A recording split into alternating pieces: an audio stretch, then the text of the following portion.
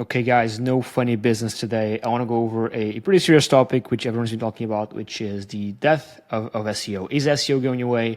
Does it make sense to focus on SEO 2025, spend time, effort learning it, and honestly, spending time implementing this stuff? Well, I'm going to give you my take. It's going to be a pretty serious video. I want to go over a couple of news that came out and a couple of my predictions for what I think is going to be the future of search and the future of SEO. So, first things first, about SEO being dead. I'll funnel it down a bit for blogging, because it's the classic way of doing SEO is through blogging. Is blogging dead?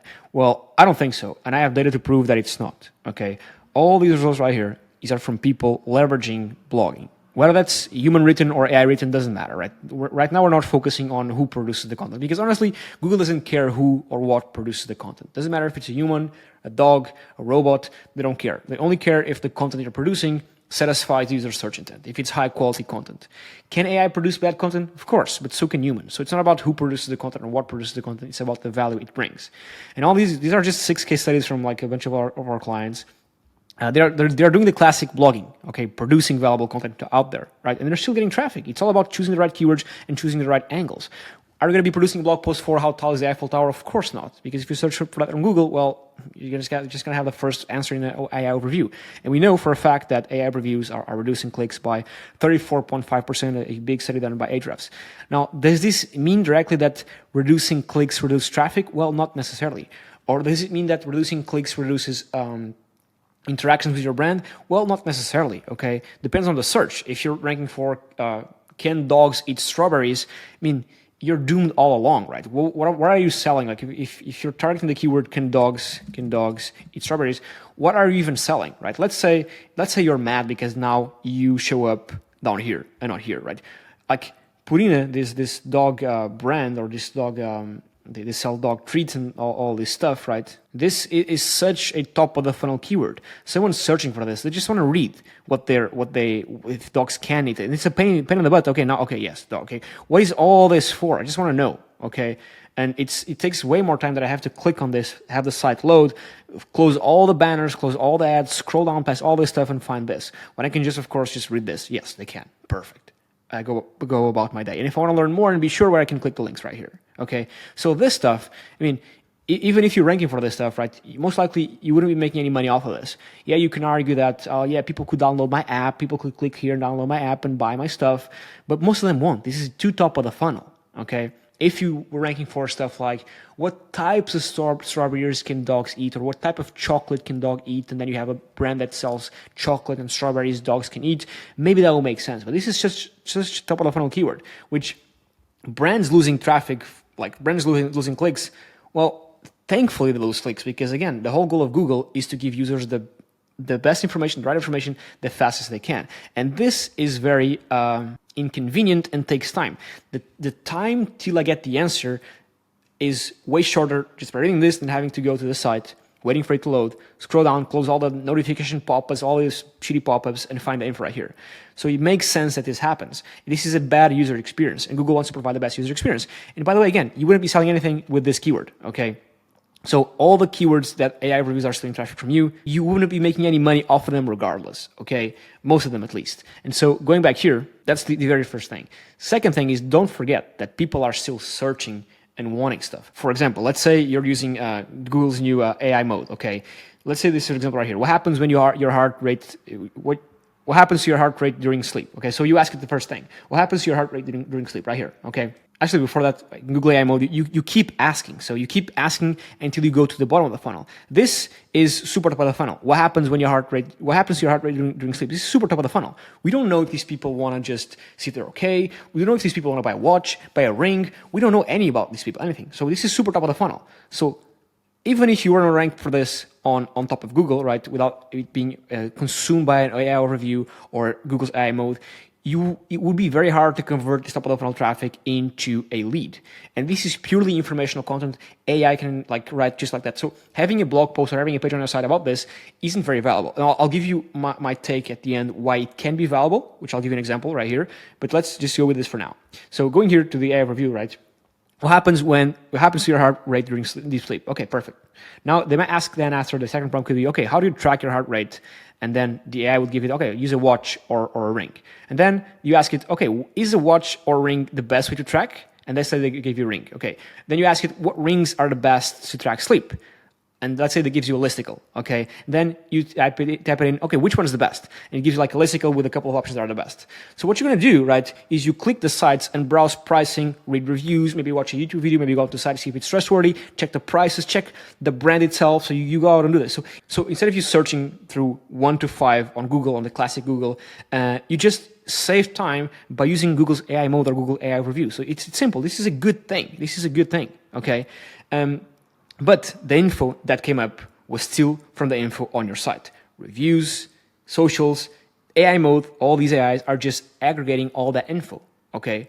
So it doesn't mean that you should stop producing info, okay? It doesn't mean none of that. Because again, if you want to show up for these prompts being showing up, well, first things first, you have to let Google know that, okay, you are a brand that sells rings or watches for sleep tracking, okay? You have to let Google know that your watch tracks X, Y, Z, and it's good for X, Y, Z. So you have all this context on your site, on YouTube, on the reviews, on the blog posts, on the feature page, on the product pages, to let these LLMs, which basically they just scroll your site and just scroll social, know that you can serve this user's pain point. And so all this is doing is just saving time from a user when he has the pain point or a potential pain point to funneling them down to your product or service. Okay, so it's a good thing, right? This is a good thing for me and you, for user experience. It's a good thing to just chat back and forth instead of having to ask all these questions and scroll down through blog posts. And it would just take so much more time to do this in a classic search engine. Well, now you just do this with AI. And then still, after that, people will still browse around, go for pricing, see all the things, because I can assure you, just like with Google when they give you like the 10 little blue links, right? You'd click the first one, but you wouldn't buy the first one. You maybe click the first, second, third, fourth, and you read reviews. Maybe you buy the fourth one, right?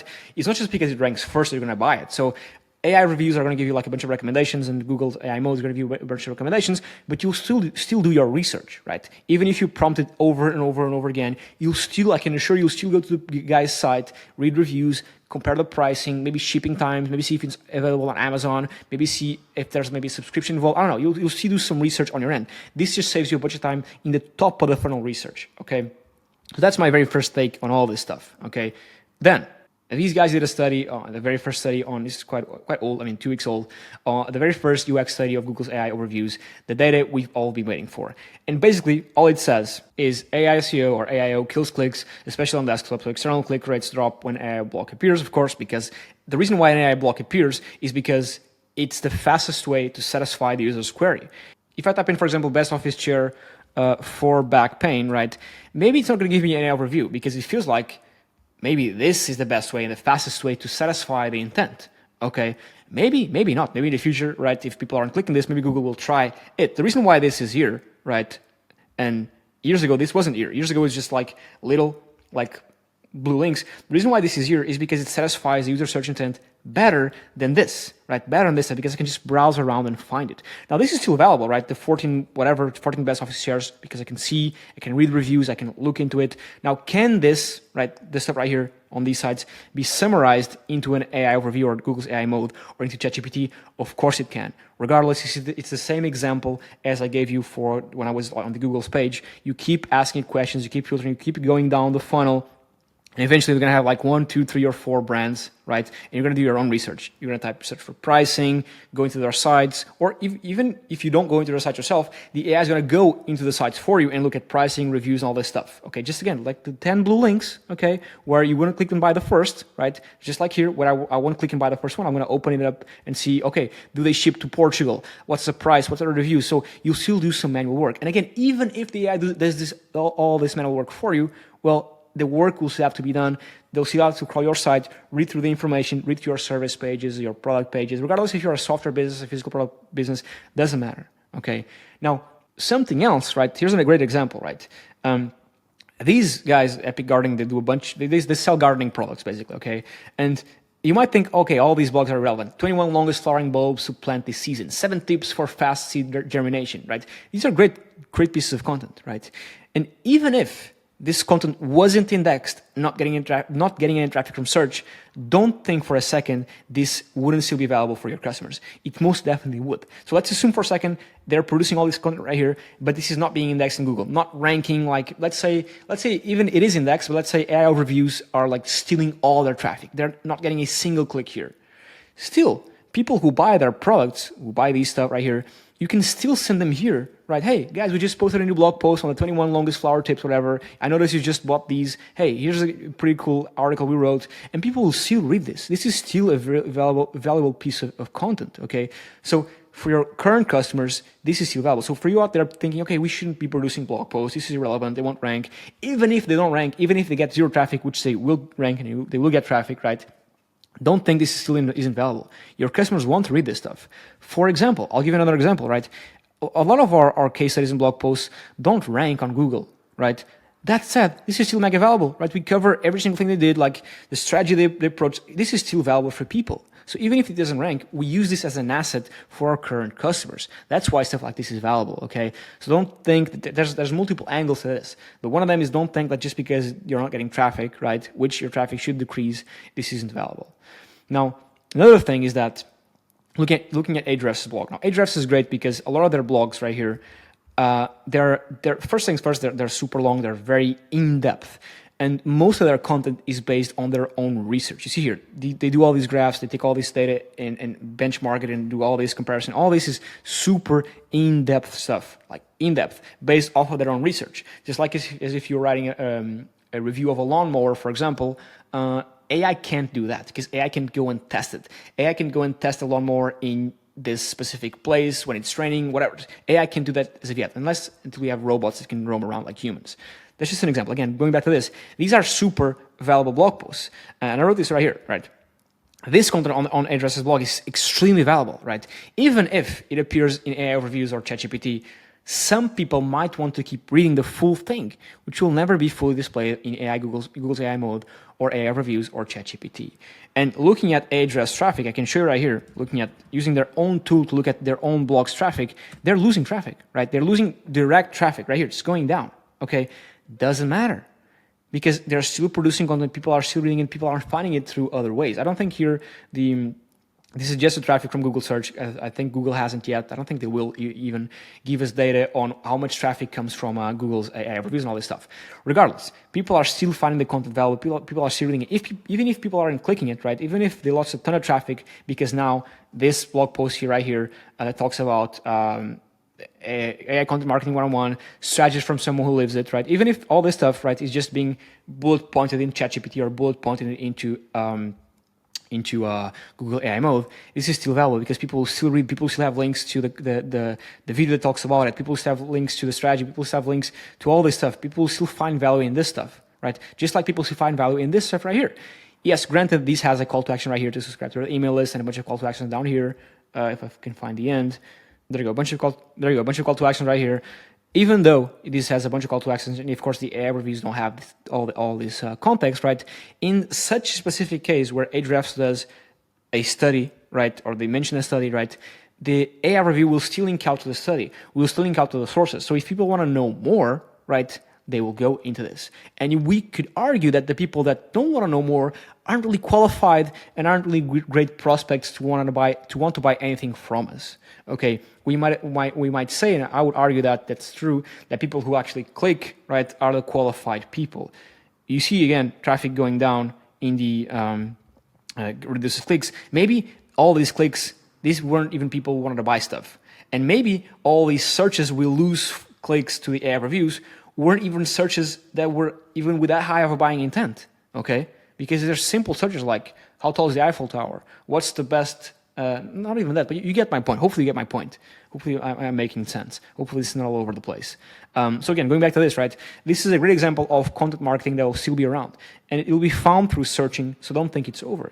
Why is it good? Well, it's because it's mostly content written off of their own research. So it's so valuable, right? This stuff is very valuable. Again, even though GPT can summarize this, and AI reviews and AI mode can summarize this, this is still mega valuable. And any of these, any people interested in actually knowing, right, what the study talks about, even if AI summarizes it people actually interested in this stuff, really interested, people who maybe can become customers, well, they for sure want to read more, because all this stuff right here will never appear in the AI reviews and in the AI Google AI mode, right? Never. So people who are interested, people who can become customers, will always click on it and want to learn more. So we can argue again that that's more qualified traffic. And so going back here, for example, to the chair, what's the best office chair for your back? I just searched it up on GPT, right? It gave me a bunch of stuff, and then, hey, here's what I recommend. Why do you think these show up here? Why do you think Herman Miller shows up first? Well, it's because they have the most content, right? They have the better reviews, the most content on their site, the most content on social. They have information that tells this LLM they are the best for back pain.